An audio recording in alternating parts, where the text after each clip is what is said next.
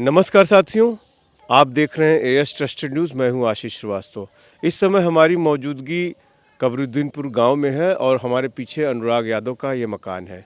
आप देख सकते हैं कि इस मकान पे जो कि बहुत ही छोटा सा एक मकान है और यहाँ हम दिखाना चाहते हैं कि आपको ये अनुराग का ये पुराना वाला मकान है और इसके ठीक पीछे आप देख रहे हैं कि जो बिल्डिंग तनी हुई है वो लालता की है। और आप समझ सकते हैं कि ये जो है ये मकान जो बना हुआ है ये 932 ग है और जो कि अनुराग के पिता के जो दादा थे एक तरह से उनको पट्टा हुआ था। यहाँ के जो प्रधान थे उस समय उन्होंने पट्टा किया था। ये 40 साल पहले की बात है। लेकिन जैसा कि पूरा गांव पूरा समाज बताता है यहाँ पे कि गांव पे कई लोगों पर 20 लोगों पर लालता जो हत्यारा है अनुराग का उसने फर्जी मुकदमे कर रखे थे झारखंड में, जहां वो कोयलरी में काम करता था वहां पर भी। लेकिन कल एक 30-2 जो कि चूँकि ये मिलजुमला नंबर है और इसका एक मुकदमा चल रहा है इसी घर को गिराने के लिए। जो लालता का ये घर है पीछे 2 मंजिला खड़ा है, ये बंजर खाते की ज़मीन पर बना हुआ है और इसी का मुकदमा तहसीलदार कोर्ट में चल रहा है और आज भी उसमें सुनवाई होने वाली है। और आज संभवतः उसमें एक ज़ोरदार बहस के बाद शायद कुछ फैसला भी आ सकता है। और आपको बताएं कि इस परिवार के खिलाफ लालता ने एक बहुत ही मतलब चौंका देने वाला षड्यंत्र किया था, जो कि अब तो वो जेल में है इस समय। लेकिन जेल जाने से पहले ये घटना अक्टूबर में होती है। अनुराग के साथ जो गला काटने की घटना होती है छोटी दीपावली के दिन घटना होती है। लेकिन मई में ही ये जो पट्टा इनका 40 साल पुराना जिस पे ये काबिज हैं, जो ये सारी जो संक्रमणी भूमि है जिस पर इन्होंने मकान बना रखा है, इस पट्टे को खारिज करने के लिए उसने इनकी बिना जानकारी में एक मुकदमा सीआरओ के कोर्ट में, जो भू राजस्व का विभाग होता है, उनके कोर्ट में दाखिल कर रखा था। उसमें लगभग 15 तारीखें पड़ती हैं। लेकिन अब आप देखिए कि उसकी रसूख की बात और उसके पैसे के बल पे उसने आज तक इनको कोई न नोटिस जारी हुई थी, न ही उस मुकदमे के बारे में जानकारी थी। कल इसमें ईश्वरी कृपा कहें या जो भी कहें, इनके पक्ष में फेवर में वो फैसला आ जाता है। सीआरओ आदेश कर देते हैं कि ये जो पट्टा जो खारिज करने के लिए उसने आवेदन किया था वो पट्टा खारिज हो जाता है। मतलब पट्टा बरकरार रहता ताकि इनका घर बरकरार रहे। अगर ये पट्टा खारिज हो जाता तो इनको यहाँ पर बुलडोज़र भी चल सकता था आने वाले समय में। मतलब आप समझ सकते हैं कि लालता किस तरह का शातिर दिमाग का इंसान था।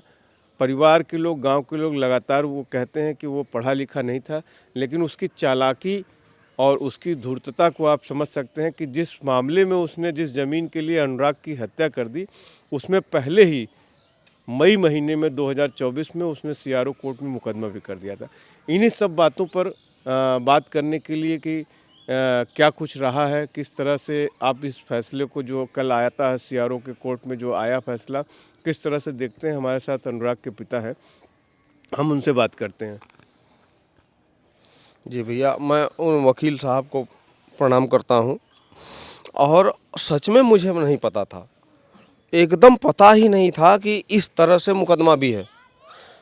और इतनी लंबी साजिश, आप सोचिए, मेरे बच्चे को मार दिया, मुझे घर से बेदखल करने के लिए उसने इतनी लंबी साजिश रच के रखी इस थी। मुकदमे के बारे में आपको जानकारी कुछ थी? भी पता नहीं था भैया, वो तो आपने बताया तो मुझे पता चला, नहीं तो मुझे कुछ पता नहीं था। मुझे भी नहीं पता था। मैं तो मिलजुमला नंबर की इंक्वायरी कर रहा था कि इसका फाट के लिए एडीएम कोर्ट में है कि नहीं है, तो वहाँ पे ये इस मुकदमे के बारे में जी पता भैया, चला। मुझे भी पता नहीं था।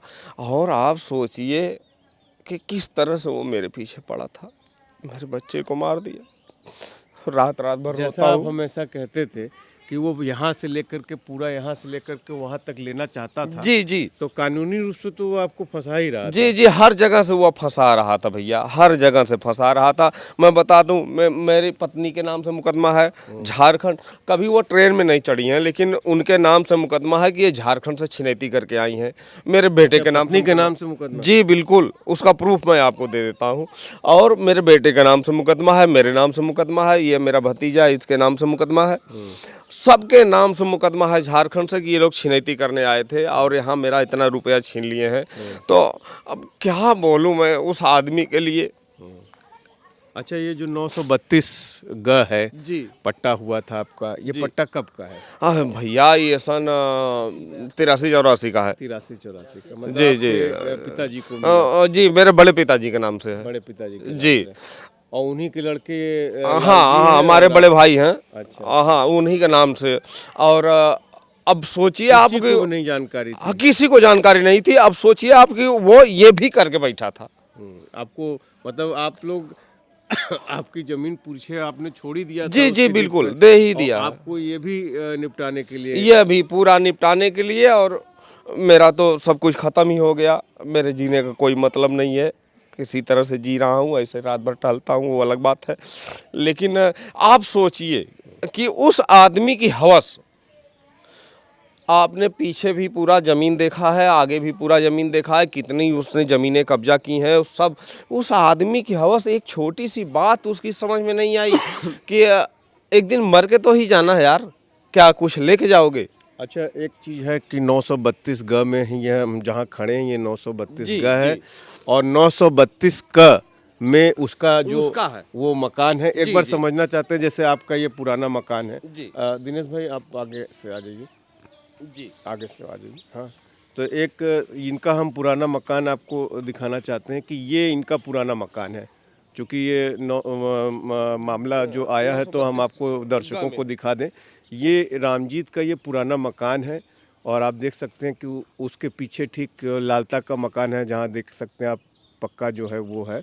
और ये मकान इनका जो है बनने नहीं दे रहा था वो, इस पर भी तमाम तरह से वो पुलिस का दबाव, राजस्व कर्मियों का दबाव बना करके ये नहीं बन पाया। तो इसके बगल में आप देखिए कि ये वाला मकान जो एकदम छोटा सा है, इसके बगल में ये वाले मकान में परिवार जो है, हम चाहेंगे कि दिखाएं दर्शकों को। ये पूरा मकान जो है ये आपका बना है, और इसके बाद भी ये जो पट्टा इनको मिला था ये इसी में बना है, जी 932 ग में। जी लेकिन और इनके जो भाई हैं उनका भी मकान इसी में है, और इन्हीं के नाम से उसने मुकदमा कर रखा था, जिसकी जानकारी इनको नहीं है। और आपको दिखाएं कि उसका मकान, आपको ऐसे बिना कट किए हुए वीडियो दिखाते हैं कि ये यहाँ पे इनका रामजीत का मकान है। और रामजीत के मकान के ठीक पीछे आप देखिए, ये लालता का ये मकान है जो बंजर खाते में मकान है, जिसका मुकदमा, जिस पे नोटिस चस्पा की गई थी, वो मकान आप दिखाइए। ये 2 मंजिला मकान यही मकान है। और आपको दिखाएं कि यहाँ पर जो है ये अनुराग की जो ये इंटरलॉकिंग है, यहाँ पर अनुराग वहाँ से चल के यहाँ तक आया था, और यहीं पर उसकी पकड़ के, आप देखिए कि यहीं पर उसकी पकड़ के गला काट के हत्या कर दी गई थी। और ये तब से ये मकान का मुकदमा चल रहा है। आप समझ सकते हैं, देखिए ठीक इसके बगल में अनुराग का ये मकान है जो खपड़ैला वाला है, जिसको लालता के परिवार ने बनने नहीं दिया, और अपने पैसे के, अपने धूर्तता के बल पे। और ये बगल वाला मकान है, और यही मकान गिरने का मुकदमा आज नायब तहसीलदार के यहाँ, जो तहसीलदार हैं उनके यहाँ चल रहा है, और इसी को गिराने की बात हो रही है। पूरा समाज यही चाहता है कि हत्यारे का मकान गिर जाए, जी पहले बुलडोजर चल जाए। पहले दरवाजा इधर खोला, और उसके बाद में वो बरामदा बनवाया। आइए चलते हैं। जी पहले दरवाजा इधर खोला तो इतना ले लिया मेरा। ये सब मेरी जमीन में है। ये बंजर खाते का है। ये हाँ, ये पूरा मेरे पिताजी का, दादाजी का मेरा कब्जा था। यहाँ पेड़ थे, हम लोग यहाँ गाय भैंस खिलाते थे, और यहीं पे रहते थे। यहाँ पे हाँ, छप्पर डाल के यहीं पे हमारी मड़ई रहती थी, छप्पर डालते थे, हम लोग यहीं पे रहते थे। लेकिन उसने ज़बरदस्ती लिया, पहले दरवाज़ा इधर खोला, उसके बाद ये मेरा घर लेने के लिए, ये मकान है पुराना वाला। जी पुराना मकान ये है, और ये मेरा घर लेने के लिए इसने बरामदा बनवाया और इस तरफ दरवाज़ा किया। और बोलता था कि इसको देखता हूँ तो मेरा खून जलता है, इसको कब गिरा दूं मैं। इसको हाँ आपका। हाँ अच्छा, आपने जब ये सारी दबंगई कर रहा था आपके साथ, तो आपने बहुत कुछ समझौते में छोड़ भी दिया। जी, क्या पूरी कुछ पूरी छोड़ा? जमीन छोड़ दिया। ये जिसका ये जिसमें जमीन, इसमें आप लोग क्या करते जी, थे? हम लोग यहाँ भैंस खिलाते थे, हम लोग छप्पर डाल के यहीं पर रहते थे। और ठंडी गर्मी दोपहरी गर्मी की होती थी तो हम लोग यहीं बैठते थे। इसके बाद भी उसकी हवस थी कि और आपके ऊपर यहाँ मुकदमा से कर वहाँ दिया तक था। हमने दे दिया था भैया। और उसके बाद इसने इधर बरामदा बनवा के देखिए, और ये बोलता था कि ये पूरा मकान पुलिस प्रशासन के सामने बोलता था। और मैं क्या बोलूँ, द्विवेदी साहब से, राजाराम द्विवेदी जी, उन्होंने कहा कि ये ज़मीन खून मांग रही है। आज मेरा बेटा नहीं रहा और मैं उनको भी प्रणाम ही करता हूँ कि भैया जहाँ रहो सुख से अच्छा, रहो। इसके अलावा जो आपने यहाँ पे जो जमीन ये दे दिया था आपने, जी, ये सब इसके कुछ दे दिया। इसके पीछे जो है वो बाउंड्री आपने जो बनाया था। जी, पूरा बाउंड्री मेरा यहाँ से बाउंड्री था, पूरी बाउंड्री उखाड़ के ले गया। ये जो सब कुछ खत्म। बाउंड्री- ये बाउंड्री नहीं भैया, यहाँ से ना ये पूरी जमीन पे हमने बाउंड्री मार के रखा था, वो पूरी बाउंड्री का ईंट उखाड़ ले गया। अच्छा, पूरा ईंट उखाड़ के अपने घर में लगा दिया। और जबरदस्ती इतनी थी बाबू कि हम लोग बोल नहीं पाते थे। और हम लोग सीधे साधे आदमी, 50 साल पुराना पेड़ था, यहाँ से काट के ले गया। इतना मोटा पकड़ी का पेड़ था। और यहाँ पे बहुत सारे 4-6 पेड़ थे। जंगल जलेबी था, नीम था, पाकड़ था, ये बहुत मकान सारे। कितने समय पहले इसने बनाया? 2 साल पहले, 2 साल। जब से रिटायर होके आया यही सब कर रहा और था। ये जो पीछे वाला मकान है व्हाइट वाला, ये 5 साल पहले। ये 5 साल पहले। जी, ये मतलब 5 साल पहले। इसके पहले कहाँ रहता था? इसके पहले उसका पुराना सा मकान था भैया, छोटा सा मकान था, इसकी जमीन नहीं था। ये अपने पटीदारों का हड़प के रखा है, अच्छा, उन लोगों का हड़प के रखा है। और यहाँ से पहले आपको आज बता दें, आइए दिखाएं कि कैसे कैसे वो क्या क्या किया है। मैं आपको दिखाता हूँ। और इसने पहले ये छोटा सा रूम बनवाया था, ठीक है। इस छोटे से रूम के बाद तो उसने बरामदा बनवाया, पटीदारों का हड़प करके उन लोगों के ऊपर मुकदमा करके बनवाया। उसके बाद ये मकान बनवाया। और ये मकान, और ये जो बाउंड्री लगी आप देख रहे हैं ना, ये बाउंड्री उनकी जमीन यहाँ तक थी। यहाँ सिर्फ 3 फीट था। लेकिन उसके बाद इधर मकान का दरवाजा किया और इनको जबरदस्ती भगाया। इनके ऊपर भी 10 मुकदमा है। पहले ये बनवाया था कोठरी, पहले ये छोटी सी कोठरी बनवाया। उसके बाद देखिए यहाँ प्लास्टर है ना, इसके बाद प्लास्टर नहीं है। तो यह कोठरी बनवाने के बाद इधर मुकदमा किया, ये पटीदारों का अपने हड़प लिया। फिर इधर दरवाजा किया, इतना इनको खिसका दिया। फिर उसके बाद मैं दिखाता हूँ कि दरवाजा इधर फिर से खोला, इधर दरवाजा खोला, मुकदमा किया। और ये देखिए ये बाउंड्री वाल है ना, ये बारी बारी से बना है। अच्छा जी, एक बार में नहीं बना है, बारी बारी से बना है। पहले इतना कब्जा किया, फिर उसके बाद आगे बढ़ा, फिर कब्जा किया। ये फिर मतलब इसकी जमीन नहीं है? हाँ, नहीं है, इनके पटीदारों की जमीन है।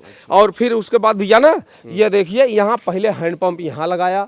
यहाँ तक कब्जा करने के बाद अब आप देखिए, फिर वहाँ हैंडपंप लग गई। हैंडपंप पहले यहाँ थी, पहले मतलब यहाँ धीरे थी, धीरे कब्जा करते बढ़ाता गया। कब्जा करके बढ़ाते चला गया। उसके बाद ये बाउंड्री वाल भी देख लीजिए, ये भी एक तरह से है कि ये सीधे कहाँ जा रही है, इधर जा रही ना। लेकिन उसके बाद अपने पटीदारों की जमीन में उतना घुस के घर बनवा लिया। ये दबंगई थी उसकी। और इसी में 9 गणासी मिली थी। हाँ, इसमें गड़ासी वो तो रिपोर्ट हाँ किए थे। हाँ, वो 9 गणासी इसी मिली एक थी। महीने और बाद। मच्छरदानी में लपेट के रखा था, 1 महीने बाद मिली थी। और उसके बाद भी आइए आपको और दिखाता हूँ। ये जो ये है ना, ये उनकी चक है, बंसराज यादव की। ये यहाँ तक, इसके हैंडपंप तक यहाँ कब्जा करके रखा। और यहाँ से निकलने वाला था चक्रोट, तो चक्रोट को उसने किस तरह से डिवाइड किया। यहाँ कब्जा पूरा करने के बाद बाउंड्री वाल मरवाया जबरदस्ती। और देखिए ये देखिए, ये यहाँ जबरदस्ती ईंट जोड़ के उनके खेत में चक्रोट डाल दिया। अब बोला यहाँ से चक्रोट चाहिए। अच्छा, ये देख लीजिए। और उनकी चक वहाँ से है, खेत के किनारे से आप उसका सीधा निकाल लीजिए तो उसके घर तक जाएगा। अच्छा, ये चक्रोट जो हाँ, जा रही है, इसको पीछे से आ जबरदस्ती रहा है। चक्रोट बनाया। पीछे से हाँ, पीछे से आया, जबरदस्ती चक्रोट बनाया उसने। इतनी दबंगई थी भैया, क्या करे बाबू, मेरी तो दुनिया उजड़ ही गई। लेकिन उसकी दबंगई आप लोग देख लो। और तो आप देख सकते हैं कि आप सच लोग में ये दिखाओ। उसके पीछे पूरा आपको आज तक के वीडियो में आप जितना भी वीडियो सोशल मीडिया में यूट्यूब पे आप देख रहे होंगे, ये अपनी तरह का एक आपको बिल्कुल अनदेखा अब तक की स्टोरी है कि हमारे साथ खुद अनुराग के पिता हैं जो कि बता रहे हैं, और हम लोगों ने काफ़ी इस पर रिपोर्ट्स भी किया है। लेकिन कल जो एक फ़ैसला आता है सीआरओ कोर्ट में, उसके बाद ये एकदम तय हो गया कि जैसा कि ये बराबर लगातार कहते रहे, गांव के लोग कहते रहे हैं कि हम पूरे गांव पे जो मुकदमेबाजी थी उसकी, वो आप समझ सकते हैं कि जो मुकदमा में फ़ैसला ईश्वरी कृपा से इनके फेवर में आ गया कि इनका पट्टा जो है खारिज नहीं हुआ। उसने पट्टा खारिज करने के लिए सीआरओ कोर्ट में लालता ने जो अनुराग का हत्यारा है, उसका परिवार पूरा जेल में है, हत्यारा उसका पूरा परिवार है। और वो किस तरह से मुकदमा मई महीने में 2024 में वो कर रखा रहता है, और करने के बाद उसमें नोटिसें भी जो जारी होती हैं वो हमको कोई पता नहीं। कभी इनको नोटिस भी नहीं मिली, हाँ। ना उस मुकदमे की जानकारी इनको थी कि ये इस तरह का मुकदमा है। और आप देख सकते हैं कि उसका जो साम्राज्य है, ये बता रहे हैं कि किस तरह से इनके पिता स्वयं बता रहे हैं, चूँकि गांव के लोग हैं, गांव वाले हर बात बड़ी बारीकी से जानते हैं। गांव और शहर में बहुत अंतर होता है, और आप समझ सकते हैं कि इस तरह से कैसे उसने साम्राज्य को बढ़ाया, और बढ़ाने के साथ साथ उसने पैसा और मुकदमेबाजी से गांव वालों को कैसे हराता गया और उस कब्जा करता गया। और उसका नतीजा है कि जिस मकान को कब्जा करने के लिए, जिस ज़मीन को कब्जा करने के लिए उसने पूरा एकदम मई महीने में ही, आप समझिए कि मई में अगर मुकदमा किया तो उसकी प्लानिंग पहले से रही भैया, होगी। ये उनके चचेरे भाई हैं, लालता के चचेरे भाई अच्छा, हैं। और ये पीछे की पूरी जमीन इनकी है। आपकी ज़मीन भी कब्जा? जी यार पूरा कब्जा किया, पीछे देख नहीं रहे हाँ, हैं। वो तो मैं देखा। हाँ, पूरा इनके कब्जा चचेरे किया, भाई हैं, आप हाँ। पूछ लीजिए। हाँ। तो आप समझ सकते हैं कि लालता जो है किस तरह का आदमी था। उसकी अभी वो जेल में है, लेकिन उसके कारनामे दिन प्रतिदिन जो है बाहर आ रहे हैं। और ये एक बहुत बड़ा कारनामा था कि इनका पट्टा जो है, जिसमें ये काबिज हैं, अगर इनका पट्टा खारिज हो जाए तो इस गांव ये में घर भी मकान हटा मकान में इनके खिलाफ भी आगे चल के बुलडोजर की कार्रवाई करने का उसका प्लान था। बिल्कुल। लेकिन वो समय रहते, आप समझिए कि इनको ईश्वर की कृपा कहें कि इनका जो है खारिज नहीं हुआ, नहीं तो फिर ये अन्य ऊपर के कोर्ट में जाते उस भैया मुकदमे रहने को ही लेकर नहीं के। देता, रहने ही नहीं देता। हाँ, रहने जहाँ मतलब इतनी बड़ी घटना करने के पहले उसकी इतनी बड़ी प्लानिंग थी कि इनको पता ही नहीं लगने देता और फैसला ले आ देता अपने मनमाफिक। एएस ट्रस्टेड न्यूज़ के लिए आशीष श्रीवास्तव, जौनपुर।